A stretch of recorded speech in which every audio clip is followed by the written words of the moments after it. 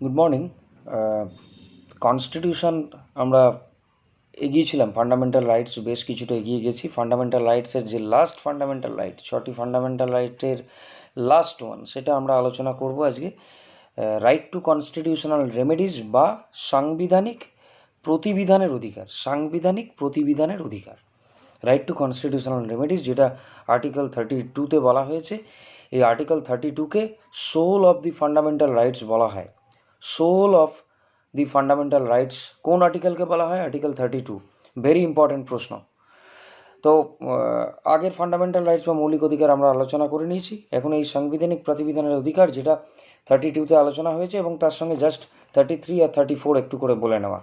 এরপরে আমরা ডিপিএসপি বা ডাইরেক্টিভ প্রিন্সিপালের চ্যাপ্টারে ঢুকবো। তার আগে 32 শুরু করি। 32-তে আর্টিকেল 32 ক্লস 1-এ যেটা বলা হয়েছে সেটা হচ্ছে যে নাগরিক তার এই পার্ট 3, অর্থাৎ ফান্ডামেন্টাল রাইটসের যে পার্ট, এই পার্টে যে সমস্ত মৌলিক অধিকার দেওয়া হয়েছে, সেই মৌলিক অধিকার থেকে বা কোনো অধিকারের থেকে যদি বঞ্চিত হয়, তাহলে তার রাইট রয়েছে সুপ্রিম কোর্টে মুভ করার বা সুপ্রিম কোর্টে যাওয়ার। আর্টিকেল 32-র ক্লস 2-তে কি বলা হয়েছে? সুপ্রিম কোর্ট এই ক্ষমতা দেওয়া হয়েছে, মানে সুপ্রিম কোর্টের এই ক্ষমতা আছে যে নাগরিকদের মৌলিক অধিকারগুলিকে বলবৎ করার জন্য বা এনফোর্স করার জন্য কিছু নির্দেশ বা লেখো বা অর্ডার জারি করতে পারে। সেগুলো কি কি? হেভিয়াস কর্পাস, ম্যান্ডামাস, সার্টিওরারি, প্রহিবিশন এবং কুও ওয়ারেন্টো। প্রথমে বলে রাখা যে এই 5টি যে রিটস বা নির্দেশ বা লেখো যাই বলি না কেন, যেগুলো আলোচনা করতে যাচ্ছি, সেগুলো সবকটা ল্যাটিন ফ্রেজ বা ল্যাটিন ওয়ার্ডস, যার মানেগুলো আমি জাস্ট আলোচনা করে দিচ্ছি এখনই। প্রথমত বলে রাখি যে 32 ক্লস 2 এই অনুযায়ী কটি রিটস রয়েছে? 5টি রিটস রয়েছে। এই রিটসগুলি কি কি আরেকবার বলি। হেভিয়াস কর্পাস মানে should have the body in the court, পরে আলোচনা করছি বিস্তারে। সেকেন্ড, ম্যান্ডামাস মানে উই কমান্ড, আমরা আদেশ করছি। তারপরে কি বললাম? সার্টিওরারি মানে উৎপ্রেষণ। প্রহিবিশন মানে প্রতিষেধন বা প্রতিষেধ। এবং কো ওয়ারেন্টো মানে অধিকার পৃচ্ছা বা কোন অধিকারে, বাই হোয়াট অথরিটি। এই 5টি রিট নিয়ে 32 ক্লস 2-তে আলোচনা করা হয়েছে। সুপ্রিম কোর্ট এই 5টি রিট বা লেখো বা অর্ডার বা নির্দেশ যাই বলি জারি করে মৌলিকদের নাগরিক অধিকারকে এনফোর্স করতে পারে বা বলবৎ করার ক্ষমতা সংবিধানে দেওয়া হয়েছে। Very important. তাহলে এই রিটসগুলো আমরা যদি বলি, এই যে 5টা রিটস বা লেখো রয়েছে বা নির্দেশ রয়েছে, এর মধ্যে কোন রিটকে বলা হয় bulwark of personal freedom? Bulwark of personal freedom বলা হয় হেভিয়াস কর্পাস বা বললাম বা you should have the body in the court. এই যে রিট আছে তাকে বলা হয় কি না bulwark of personal freedom. Very very important প্রশ্ন আর একটা। Soul of the fundamental rights বলা হলো আর্টিকেল 32-কে সাংবিধানিক প্রতিবিধানের অধিকার, এবং এর মধ্যে যে 5টি রিট আলোচনা হয়েছে তার মধ্যে প্রথম যেটি বললাম হেভিয়াস কর্পাস, এটিকে বলা হয়েছে বুলওয়ার্ক অফ পার্সোনাল ফ্রিডম। এইবার আমি হেভিয়াস কর্পাসে আসি। হেভিয়াস কর্পাসে বলছে should have the body in the court. কোনো ব্যক্তিকে যদি অন্যায়ভাবে গ্রেপ্তার করা হয় বা অ্যারেস্ট করা হয় বা ডিটেন করা হয়, তাহলে সেই ব্যক্তি সুপ্রিম কোর্টে মুভ করতে পারে। সুপ্রিম কোর্ট আদেশ দেবে বা নির্দেশ দেবে কাকে? আটককারী ব্যক্তিকে, অর্থাৎ যে আটক করেছে তাকে, যাকে আটক করা হয়েছে সেই ব্যক্তিকে কোর্টে সশরীরে হাজির করতে। Should have the body in the court, যেটা বলছিলাম, যে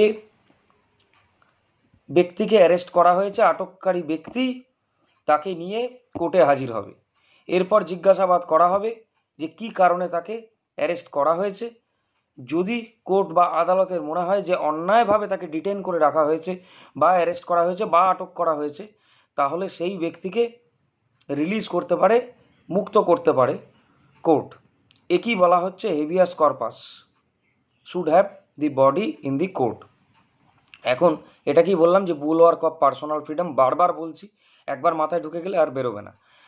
তো এখানে দুটো প্রসঙ্গ আলোচনা করে নেওয়া। এই যে কেউ একজন বলল যে আমাকে অন্যায়ভাবে আটক করে রাখা হয়েছে, এইটা আমরা আর্টিকেল 21-এ পড়েছিলাম না, right to life and personal liberty. এই যে right to life and personal liberty, এইটাকে এনফোর্স করছে এক্ষেত্রে সুপ্রিম কোর্ট, বা হাইকোর্টও করে থাকে, সেটা আমরা পরে আলোচনা করছি। 32-এ সুপ্রিম কোর্টের কথাই বলা হয়েছে। তো এরপরে আরেকটি আর্টিকেলের কথা বলি, যে আর্টিকেল 22-তে কি বলা হয়েছে কনস্টিটিউশনের, যে one person who is arrested or detained have to B produced to the nearest magistrate within 24 hours of the arrest or detention. এটাও কিন্তু এই হেভিয়াস কর্পাস এই ধারাকেও কিন্তু এনফোর্স করছে। তো very important, habeas corpus should have the body in the court.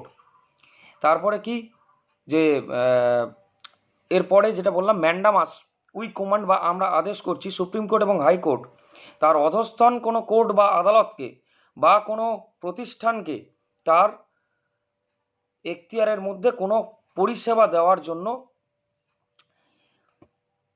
বলছে, আদেশ করছে। অর্থাৎ এমন কোনো পরিষেবা যেটা কোনো ইনস্টিটিউশনের দেওয়ার কথা ছিল কিন্তু সে ব্যর্থ হয়েছে সেই পরিষেবা দিতে বা সেই কাজটা করতে, তখন এই পরিষেবা থেকে বঞ্চিত কোনো ব্যক্তি যদি সুপ্রিম কোর্ট মুভ যদি করে এই ধারা অনুযায়ী, আমরা 226 আলোচনা যখন করব, হাইকোর্টে মুভ করতে পারে। কোনো নাগরিক যদি মুভ করে যে আমার এই অধিকার বঞ্চিত হচ্ছে, তাহলে কিন্তু সুপ্রিম কোর্ট সেই ইনস্টিটিউশনকে কমান্ড করতে পারে, আদেশ দিতে পারে তার যে পরিষেবা বা পাবলিক সার্ভিস সেটা দেওয়ার জন্য, সেই কাজ দায়িত্ব পালন করার জন্য। Very important mandamus. সার্টিওরারি কি, উৎপ্রেষণ। অর্থাৎ সুপ্রিম কোর্ট হাইকোর্ট যদি মনে করে তার অধস্তন কোনো ইনস্টিটিউশনে, অধস্তন কোনো আদালতে তার মানে একটি মামলার ভুলভাবে নিষ্পত্তি হয়েছে বা এখতিয়ার বহির্ভূত কাজ করেছে এবং কাজ করে ভুলভাবে মামলার নিষ্পত্তি হয়ে গেছে, তাহলে সেই কেস বা মামলাকে কোনো ঊর্ধ্বতন আদালতে স্থানান্তর করতে পারে। Very important certiorari. এরপরে প্রহিবিশন বা প্রতিষেধ, নিষেধ করছে সুপ্রিম কোর্ট হাইকোর্ট তার অধস্তন কোনো আদালতকে তার এখতিয়ার বহির্ভূত কোনো কাজ করতে নিষেধাজ্ঞা দিচ্ছে। এরপরে যেটা 5 নম্বর, কুয়ো ওয়ারেন্টো, অধিকার পৃচ্ছা বা কোন অধিকারে, বাই হোয়াট অথরিটি। এখানে সুপ্রিম কোর্ট বা হাইকোর্ট কি করতে পারে, সুপ্রিম কোর্ট বা হাইকোর্ট কোনো একটি ইনস্টিটিউশনের যে পাবলিক অফিস হোল্ড করে আছে সেই ব্যক্তিকে বলতে পারে যে by which what authority you are holding your post, অর্থাৎ কোন অধিকারে আপনি আপনার পদে আসীন আছেন। এইটা সুপ্রিম কোর্ট হাইকোর্ট অবশ্যই জিজ্ঞাসা করতে পারে। অবশ্যই in case of failure of doing something, অর্থাৎ কেউ কোনো পরিষেবা দিতে পারেনি এবং মেনলি যেটা দাঁড়ায় যে বিভিন্ন করাপশানের সঙ্গে জড়িয়ে গেলে বা করাপশান চার্জ থাকলে তখনই সুপ্রিম কোর্ট হাইকোর্ট এরকম ধরনের বাই হোয়াট অথরিটি অর কুয়ো ওয়ারেন্টো যেটাকে বলছি, বা কোন অধিকারে সে সেই পদকে হোল্ড করে আছে সেই প্রশ্ন করতে পারে। তো ভেরি ইম্পর্টেন্ট, এই হলো 5টা রিটস নিয়ে আলোচনা হয়ে গেল। এরপরে আর্টিকেল 33-তে চলে যাই। 33-তে বলা হচ্ছে যে এই যে সংবিধানে 6টি মৌলিক অধিকারের কথা বলা হলো, এই মৌলিক অধিকারগুলি সবার ক্ষেত্রে কি প্রযোজ্য হবে? অবশ্যই প্রত্যেক নাগরিকের ক্ষেত্রে প্রযোজ্য, কিন্তু parliament may by law determine the enforcement of this rights in case of certain people, মানে তারা কোন তাদের ক্ষেত্রে, এই সমস্ত মানুষদের ক্ষেত্রে মৌলিক অধিকার বা ফান্ডামেন্টাল রাইটস কিছুটা রেস্ট্রিকশন হতে পারে বা অ্যাব্রোগেট বা রিপিল হতে পারে, অর্থাৎ রদ করতে পারে। Parliament may by law, parliament আইনের দ্বারা এই সমস্ত মানুষের এই যে মৌলিক অধিকার আলোচনা হলো এতগুলো, সেগুলো রিপিল বা অ্যাব্রোগেট করতে পারে, অর্থাৎ রদ করতে পারে, অথবা কিছুটা রেস্ট্রিকশনও করতে পারে। তারা কারা না, আর্মড ফোর্সেস। ফার্স্ট হলো যে মেম্বার্স অফ আর্মড ফোর্সেস, তারপরে 2 নম্বরে কি members of police force engaged in maintenance of law and order, maintenance of public order. 3 নম্বরে আমরা বলতে পারি কার কথা না, persons employed in any bureau of intelligence or counter intelligence, অর্থাৎ ইন্টেলিজেন্স ব্যুরো বা কাউন্টার ইন্টেলিজেন্সের সঙ্গে যারা যুক্ত তাদের ক্ষেত্রে এই মৌলিক অধিকারগুলি কিন্তু রদ হতে পারে, রিপিল বা অ্যাব্রোগেট করতে পারে পার্লামেন্ট মে বাই ল, মানে বাই ল, আইন দ্বারা। 4 নম্বরে বলা হয়েছে the persons engaged for telecommunications, অর্থাৎ যোগাযোগ, they are set up for those forces, police force or intelligence bureau বা কাউন্টার ইন্টেলিজেন্স, তাদের ক্ষেত্রে কিন্তু এই মৌলিক অধিকার রেস্ট্রিকশনে আনতে পারে বা রিপিল অ্যাব্রোগেট করতে পারে, রদ করতে পারে পার্লামেন্ট।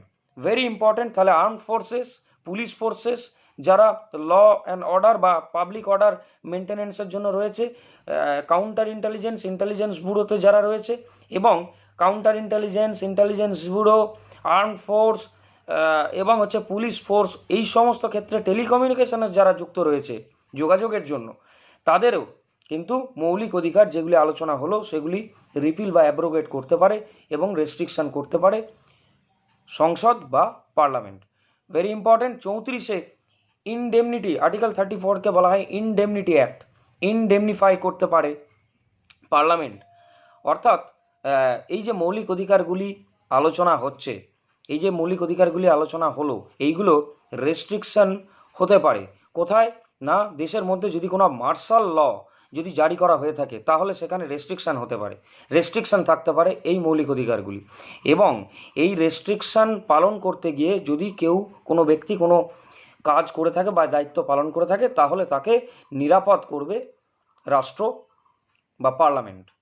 Very important. এই গেল মৌলিক অধিকারের টোটাল চ্যাপ্টার, প্রথম থেকে রাইট টু ইকুয়ালিটি 14 to 18, তারপরে 19 থেকে 22 right two freedom, 23-24 right against exploitation, 25 to 28 right of religion, 29-30 সেটা হচ্ছে কালচারাল অ্যান্ড এডুকেশনাল রাইট, এবং তারপর 32 রাইট টু কনস্টিটিউশনাল রেমেডিস। এগুলো 6টা মৌলিক অধিকার আলোচনা, তার সঙ্গে 33-34 করে মৌলিক অধিকারের চ্যাপ্টার মোটামুটিভাবে ক্লোজ করলাম। Very important. আশা করি এই যে ক্লাস বা এই যে ভিডিও সেটা ভীষণ কাজে লাগবে। অবশ্যই ভালো লাগলে শেয়ার করুন, লাইক দিন, সাবস্ক্রাইব করুন। Thank you.